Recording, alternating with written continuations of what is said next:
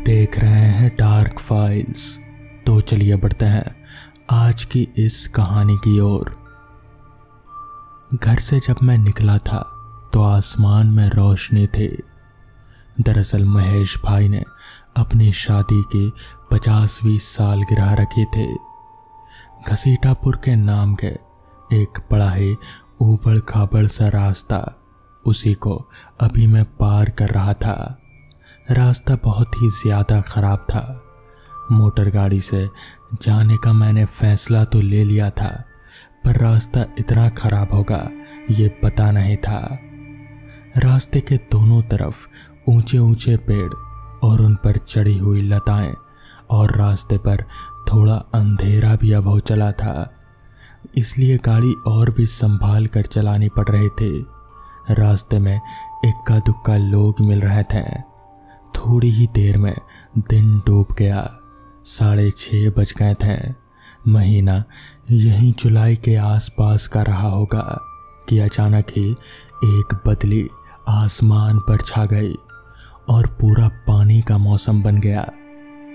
मैंने बचने के लिए आसपास कोई सुरक्षित जगह ढूंढने की कोशिश की और रोड से कुछ ही अंदर एक खेत में फार्म हाउस सा कुछ नजर आया।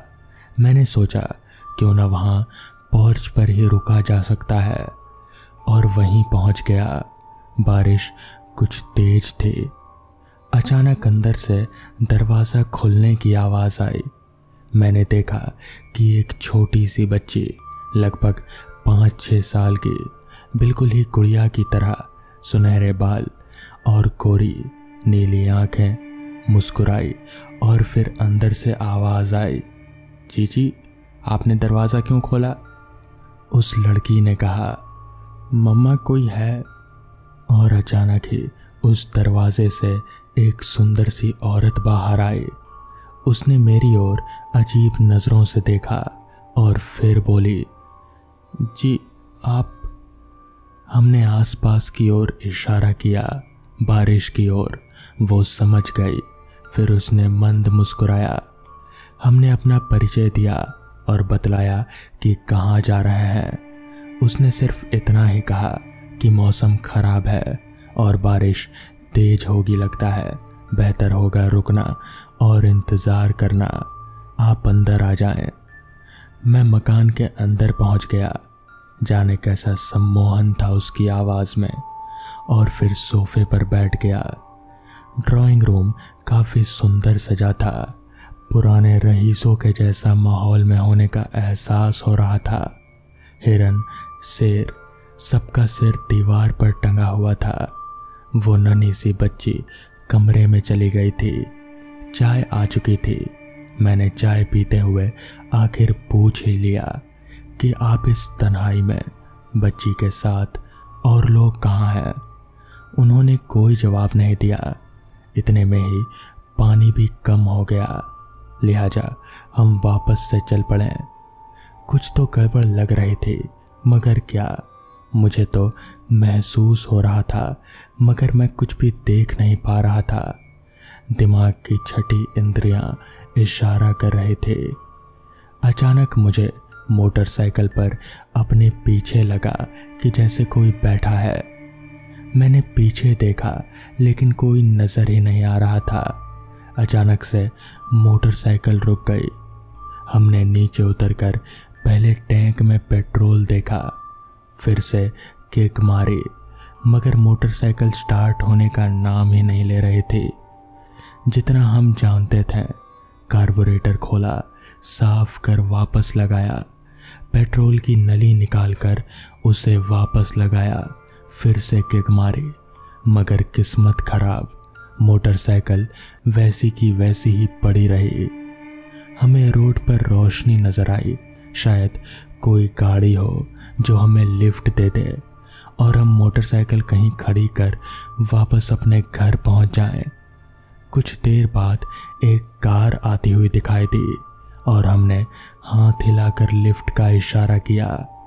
कार पास आकर रुकी और उसमें से वही सुंदर औरत और वही बच्ची बैठी हुई नजर आई। उस औरत ने कहा, क्या बात है, बाइक खराब हो गई है क्या? चलिए हम आपको छोड़ देते हैं, यहीं पास ही में खड़ी कर दीजिए, कोई नहीं ले जाएगा। मैं कर भी क्या सकता था, मजबूर जो था। खैर हम कार के पीछे वाली सीट पर बैठ गए।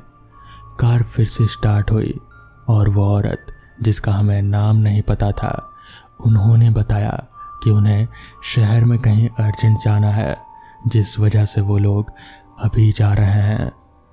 मौसम और भी खराब हो गया था। रात के अंधेरे में पेड़ों पर लटकते हुए तने बहुत ही अजीब से लग रहे थे। चमगादड़ों के झुंड रोड को पार कर रहे थे। सियारों की आवाज़ें भी आ रही थी क्योंकि वो इलाका जंगल का था। मुझे कुछ भी समझ नहीं आ रहा था कि आखिर ये सब हो क्या रहा है। अचानक ही माहौल इतना डरावना क्यों हो गया। तभी अचानक से मुझे कुछ चुभा, शायद मच्छर होगा। पर इससे पहले कि हम कुछ सोच पाते हैं कि मेरी आंखें बंद हो गई और फिर धीरे धीरे मैं कब बेहोश हो गया मुझे कुछ याद नहीं। कब तक बेसुध रहा कुछ पता नहीं, मगर दिन था या रात ये भी मालूम नहीं हो पा रहा था। और एकाएक एहसास हुआ कि आसपास कुछ तो है। क्या हो सकता है यह अनुमान लगाया। एकाएक जैसे करंट सा लगा। ये वही औरत थी, मगर वो बच्ची वहाँ पर नहीं थी। वो भी बिल्कुल बेसुध पड़ी थी। बच्ची का कुछ पता नहीं और कहाँ थे, किस हालत में थे। हमने कोशिश की कि कैसे भी यहाँ से निकलें, मगर वहाँ कुछ भी समझ में नहीं आ रहा था क्योंकि अंधेरा बहुत ही ज़्यादा घना था। और फिर वो औरत भी अचानक बेहोशी की हालत से जागी। कराहते हुए उसने कहा, आप यहाँ? वो आफत की परकाल गुड़िया, वो भी आपको यहीं पर ले आई। अब चौंकने की बारी मेरी थी। हमने कहा, वो आपकी बेटी नहीं है? तो इस पर उसने कराहते हुए कहा, मैं घोर मुसीबत में घिर गई हूँ। वो मेरी बच्ची नहीं है, वो एक खौफनाक शैतानी शख्सियत, पता नहीं कौन है, मैं नहीं जानती। एक दिन मैं भूले से कब्रिस्तान के बाजू से गुजर रही थी कि अचानक मेरे परफ्यूम से ये कब्रिस्तान से निकली और बच्ची के रूप में मेरे साथ चिपक कर मुझे ये अनजान जगह ले आई। अभी तक 4 लोगों को इसी तरह से फंसा कर मार चुकी है। अब चौंकने की बारी मेरी थी। हमने तुरंत ही टटोला। हमारे साथ हमारी पोटली हमारे जेब में थी। मैंने तुरंत ही बैठकर ध्यान लगाया और गुरुजी से प्रार्थना की, हमें इस संकट से बाहर निकालें। और उनकी प्रेरणा से हम गायत्री मंत्र पढ़ने लगे। अभी 1008 पूरे हुए ही उठे कि हमारी आंखों के सामने का अंधेरा छट सा गया और हमें उस खंडरनुमा घर का दरवाज़ा नजर आया। हमने तुरंत ही उस औरत को लिया और उस दरवाजे पर पहुंचकर गायत्री मंत्र पढ़ते हुए हाथ लगाया तो वो एकदम से खुल गया और हम खंडरों में खड़े थे।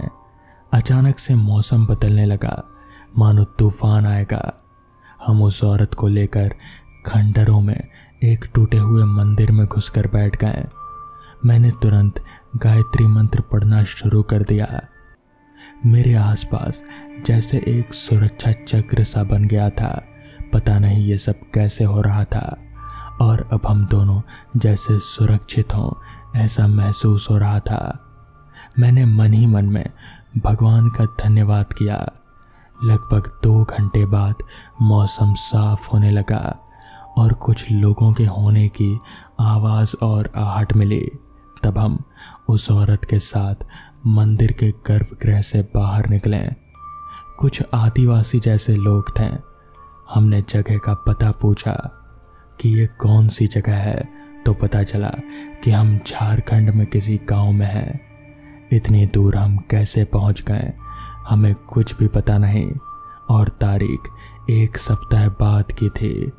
हमने पता किया कि आसपास रोड कितनी दूर है और बस मिलेगी या नहीं। पता लगा कि दिन में एक बस शाम को आती है और सुबह पहले ही निकल जाती है। लिहाजा आज का दिन और रात हमें इसी गांव में गुजारना होगा। हमने अपनी मुसीबत के बारे में उन लोगों को बताया तो उनमें से एक बुजुर्ग ने कहा कि गांव चलते हैं, चिंता की बात नहीं, सब ठीक हो जाएगा। उनके साथ हम लोग गांव पहुंच गए और उनके घर रुके। उन्होंने एक लड़के को जानकार ओझा को बुलाने भेज दिया और फिर ओझा आ गया। उन्होंने नीम की डाल दरवाजे पर लगाई और हमारे हाथ में भी पकड़ाई। उन्होंने कहा कि कुछ भी हो जाए, रात को वो शैतानी गुड़िया ज़रूर आएगी और दरवाज़ा तो खटखटाएगी ही, मगर कुछ भी हो जाए आप लोगों को दरवाज़ा नहीं खोलना है। हमने अपना सिर हाँ में हिलाया और फिर उस ओझा ने जाते हुए एक नज़र मेरी तरफ देखा और फिर ध्यान से कहा, दरवाज़ा मत खोलना, ये बात याद रहे। जिसके बाद वो ओझा वहाँ से चला गया। कुछ ही देर में अंधेरा हो गया। मुझे और उस औरत को डर लग रहा था, मगर हम कुछ कर भी नहीं सकते थे। यही एकमात्र चारा था हमारे पास। हम लोग उस कमरे में दुबक कर बैठे हुए थे। थकावट के चलते नींद तो आ रही थी, मगर सोने में डर लग रहा था, इसलिए हम लोग किसी तरह से जागे हुए थे। मगर कहते हैं ना, नींद तो कांटों पर भी आ जाती है। हम लोग बैठे बैठे ही कब सो गए कुछ पता ही नहीं चला। अचानक हमारी नींद खुली तो दरवाजे पर बहुत ही जोर से दस्तक हो रही थी। बाहर से वही बच्ची, उसी की आवाज़ आ रही थी और वो बार बार उस औरत को अपनी माँ बता रहे थे और दरवाज़ा खोलने के लिए बोल रहे थे। मुझे कुछ भी समझ नहीं आ रहा था कि आखिर वो बच्ची यहाँ तक कैसे आ गई। वो तो वहाँ पर थी ही नहीं। इसका मतलब ये कोई इंसान तो है नहीं, बल्कि ये कुछ और ही है। और जैसा कि ओझा ने बताया था कि दरवाज़ा मत खोलना, तो हमने ठीक वैसा ही किया। दरवाज़ा बिल्कुल ही नहीं खोला और नीम की डाल को हाथ में पकड़कर हम लोग रात भर उसी तरह बैठे रहे। वो दस्तक कुछ देर होती रही, फिर अचानक से बंद हो गई, मगर फिर भी हम लोगों ने दरवाज़ा नहीं खोला तब तक जब तक कि सूरज की किरण नज़र नहीं आई। सुबह होते ही हमने दरवाज़ा खोला, गांव वालों को पूरी बात बताई, जिसके बाद हम लोग बस पकड़कर वापस अपने शहर आ गए। उस दिन मेरी और उस औरत की जान तो बच गई, मगर कई दिनों तक वो बच्ची यानी कि वो गुड़िया बिल्कुल मेरे सपनों में आती रही और मैं कई रातों तक सो नहीं पाया। खैर, जिसके बाद धीरे धीरे सब कुछ नॉर्मल हो गया। तो दोस्तों, ये थी आज की पहली कहानी। तो चलिए बढ़ते हैं आज की दूसरी कहानी की ओर। रात के करीब 11:30 बजे का समय हो रहा था। नुकुल अपनी कार लिए रास्ते पर आगे बढ़े जा रहा था। रास्ते पर उसके अलावा और कोई नहीं था, ना कोई गाड़ी और ना ही कोई इंसान। रास्ता बिल्कुल ही सुनसान था। नुकुल थोड़ा घबराया हुआ और परेशान नजर आ रहा था, क्योंकि कुछ ही देर पहले उसके दोस्त के पिताजी का उसे कॉल आया था। उन्होंने बताया कि उसके दोस्त अजमल का बहुत ही बुरी तरह से एक्सीडेंट हो गया है और वो अस्पताल में भर्ती है। इसलिए नुकुल कहीं ना कहीं परेशान और घबराया हुआ भी था। उसे जल्दी से जल्दी अस्पताल पहुंचना था, इसलिए वो कार को तेजी से भगाए जा रहा था। अजमल जिस अस्पताल में भर्ती था वो यहाँ से करीब 20 किलोमीटर की दूरी पर था और नुकुल को इसीलिए जल्द से जल्द वहाँ पहुँचना था। नुकुल अभी कार चला ही रहा था कि अचानक ही उसे एक मोड़ नजर आया। मोड़ के पास कुछ देर के लिए उसने अपनी कार रोक दी और कुछ सोचने लगा, मगर कुछ करीब 30 से 40 सेकंड सोचने के बाद ही उसने वहां से कार को मोड़ ली एक दूसरे रास्ते पर। ये वही रास्ता था जो उस अस्पताल तक जाता था और कहीं ना कहीं नुकुल इस रास्ते पर इतनी रात गए नहीं जाना चाहता था, क्योंकि ना जाने उसने इस रास्ते के बारे में कितनी ही कहानियां सुनी थीं। मगर आज नुकुल को कुछ नहीं सोच रहा था, सिर्फ अजमल का चेहरा ही उसकी आंखों के सामने नजर आ रहा था। इसलिए वो कार लिए बस आगे बढ़ने लगा। ये रास्ता जिस पर नुकुल फिलहाल अपनी कार लिए आगे बढ़ रहा था वो उस पहले वाले रास्ते से भी ज्यादा सुनसान था, और ऊपर से इस रास्ते के दोनों बगल जंगल थे और कोई स्ट्रीट लाइट भी नहीं थे। रास्ते पर रोशनी का एकमात्र जरिया बस नुकुल के कार की हेडलाइट से थे। इसलिए वो अपनी कार को अब थोड़ा संभाल कर भी चला रहा था। अभी वो कार लेकर आगे बढ़ ही रहा था कि तभी अचानक उसे ऐसा महसूस होने लगा कि जैसे कार में उसके अलावा कोई और भी है, कोई और जो कार में अपनी मौजूदगी महसूस करवा रहा था। मगर नुकुल बस उसे देख नहीं पा रहा था। नुकुल को कहीं ना कहीं अब थोड़ी घबराहट महसूस हो रही थी। भले ही वो इन सब चीज़ों को मानता नहीं था, मगर अब उसे कुछ तो अजीब सा महसूस हो रहा था।